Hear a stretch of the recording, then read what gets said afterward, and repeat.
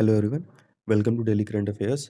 Date है आज 6 नवंबर। देखते हैं कौन-कौन सी क्वेश्चन आज इंपॉर्टेंट है। तो पहला क्वेश्चन है, which of the following instruments are included under small saving schemes. तो आपको बताना है कौन-कौन सी चीज़ें जो हैं वो स्मॉल सेविंग स्कीम्स के अंडर में आती हैं। तो आप वीडियो को पॉज़ करके आंसर कर सकते हैं। तो चलिए इसका आंसर देखते हैं। तो पहले आता है हमारा नेशनल सेविंग सर्टिफिकेट। दूसरा है पब्लिक प्रोविडेंट फंड जिसको हम पीपीएफ बोलते हैं, या किसान विकास पत्र और सुकन्या समृद्धि स्कीम। तो ये चारों जो चीज़ें हैं वो आती हैं किसमें? स्मॉल सेविंग स्कीम में। तो जो राइट ऑप्शन है वो डी है। फिर देखिए, the government kept the interest rate on small saving scheme unchanged for the सितंबर दिसंबर period. Small saving rates are revised every quarter. हर क्वार्टर पे जो है ये रेट जो है वो चेंज होते हैं, and this is the sixth consecutive quarter that the government has maintain the rates. The small saving schemes basket comprises 12 instruments, including the National Saving Certificate, the Public Provident Fund, किसान विकास पत्र और जो Sukanya Samriddhi scheme है। Next question है हमारा second, debtor reporting system या DRS system बोलते हैं। ये कभी-कभी न्यूज़ में देखने को मिलता है, तो ये किससे रिलेटेड है? वीडियो पॉज़ करके आंसर कर सकते हैं। तो देखिए, जो डेप्टर रिपोर्टिंग सिस्टम है, वो रिलेटेड है वर्ल्ड बैंक से, ठीक? तो new study has found under report debts to the tune of $385 billion in projects carried out in dozens of countries under China's Belt and Road Initiative, with a rise in hidden debt on account of an increasing number of deals struck not directly between the government but structured through often opaque arrangements with a range of financial institutions. तो ये जो total depth का जो system है, ये आता है world bank के अंदर में, और इसमें हम ये देखेंगे कि एक जो डीआरएस है हमारा, ये डेप्टर रिपोर्टिंग सिस्टम इसको बोलते हैं। ये एक स्टैटिकल रिपोर्टिंग सिस्टम है। ये मेंटेन किया जाता है वर्ल्ड बैंक के द्वारा, मॉनेटरी पॉलिसी के द्वारा किया जाता है। ये देखता है कि जो डेवलपिंग कंट्रीज़ हैं, तो उसमें डेब्ट का क्या मीन्स रेशियो चल रहा है। अभी मीन्स डेब्ट ज़्यादा है या डेब्ट कम है, और जो इन्फॉर्मेशन है वो उसके बाद सप्लाई कर दी जाती है वर्ल्ड बैंक को। तो इससे ये पता चल जाता है कि कौन-सी कंट्रीज़ का जो बैंक है वो डेब्ट में चल रहा है, या कौन-सी कंट्री का बैंक है जो डेब्ट में नहीं चल रहा है। नेक्स्ट क्वेश्चन है हमारा, consider the following statement regarding Indus river dolphin. तो ये इंडस रिवर डॉल्फिन से रिलेटेड है। इंडस रिवर डॉल्फिन अभी न्यूज़ में था, तो आप वीडियो पॉज़ करके आंसर कर सकते हैं। तो देखिए, पहला कहता है कि the Indus river dolphin is a fresh water dolphin that is found in river बीस। ठीक? मीन्स कि जो इंडस रिवर डॉल्फिन है वो एक फ्रेश वाटर डॉल्फिन है, और वो ब्यास नदी में जो है वो मिलती है। Available population of Indus dolphin is present in Punjab Harike wild life sanctuary.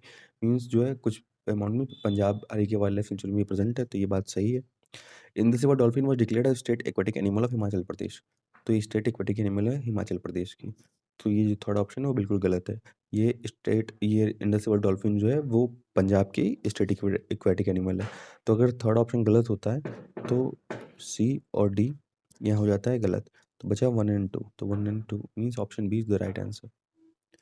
तो अब देखते हैं इसका क्या सॉल्यूशन है। मीन्स देखिए, the census of one of the world's most threatened citizens, the Indus River dolphin, a freshwater dolphin that is found in River Beas, is all set to commence in the winter as a part of the project by the center. देखिए, जो Indus river dolphins हैं वो IUCN की list में जो है वो endangered category में आती हैं। ठीक? और अभी ये न्यूज़ में इसलिए थी क्योंकि ये अभी रिसेंटली जो है वो पाकिस्तान में देखी गई हैं। It was believed that all dolphins were endemic to Pakistan, but in 2007 a remnant but available population of Indus dolphin were discovered in Punjab's Harike wild life sanctuary. तो Harike wild life sanctuary Punjab में भी जो है, यहाँ पे भी देखने को मिली ये इंडस रिवर डॉल्फिन। और इंडस रिवर डॉल्फिन को 2019 में पंजाब ने अपना स्टेट एक्वाटिक एनिमल घोषित किया था। फोर्थ क्वेश्चन है हमारा, कंसिडर द फॉलोइंग स्टेटमेंट। तो वीडियो पॉज़ करके आप आंसर कर सकते हैं। देखिए, पहला पॉइंट कहता है कि interest rate growth are differential is a की indicator of an economic long run डेब्ट सस्टेनेबिलिटी। सेकंड कहता है कि when the cost of rays डेब्ट is higher than the gross domestic product growth rate, then public डेब्ट comes with low fiscal cost. आपको इसमें बताना है कि कौन-सा इंस्ट्रूमेंट सही है, तो कौन-सा इंस्ट्रूमेंट इनकरेक्ट है, ये आपको बताना है इसमें। तो देखिए, सॉल्यूशन बी है इसका। मीन्स इसका जो इनकरेक्ट इंस्ट्रूमेंट है वो है सेकंड वाला। ठीक? ये सेकंड गलत है, ये पहला वाला जो है वो सही है। अब नेक्स्ट देखते हैं, फिफ्थ क्वेश्चन है। फिफ्थ क्वेश्चन है, कंसीडर द फॉलोइंग स्टेटमेंट। पहला पॉइंट कहता है कि India is the highest livestock owner of the world. Second कहता है कि Rashtriya Gokul mission was initiated with a focus on the genetic upgradation of the bovine population through widespread initiative on artificial insemination and in vitro fertilization. Third point कहता है the contribution of livestock in total agriculture and allied sector gross value added has doubled from 2014-15 से 2018-19 के बीच में इसे double हो गया है। तो थर्ड पॉइंट आप देखेंगे तो आपको कहीं न कहीं लगेगा ये चीज़ गलत है, क्योंकि डबल यहाँ नहीं हुआ है, कुछ पॉइंट में इंक्रीज़ हुआ है। तो ये थर्ड पॉइंट जो है वो हमारा गलत हो जाता है। तो राइट आंसर जो है वो है बी 1 एंड 2। तो देखिए, India is the highest livestock owner of the world, means India जो है वो हाईएस्ट लाइवस्टॉक ओनर है पूरे वर्ल्ड में। तो जो इकोनॉमिक सर्वे जारी हुआ था 2021 का, उसमें जो ग्रॉस वैल्यू एडेड है वो इंक्रीज़ हुआ था 24.32% से 28.63% पे तक गया था। तो ये चीज़ डबल नहीं हुआ था। तो आज के लिए बस इतना ही, मिलते हैं अगले वीडियो में। Thank you, thanks for watching.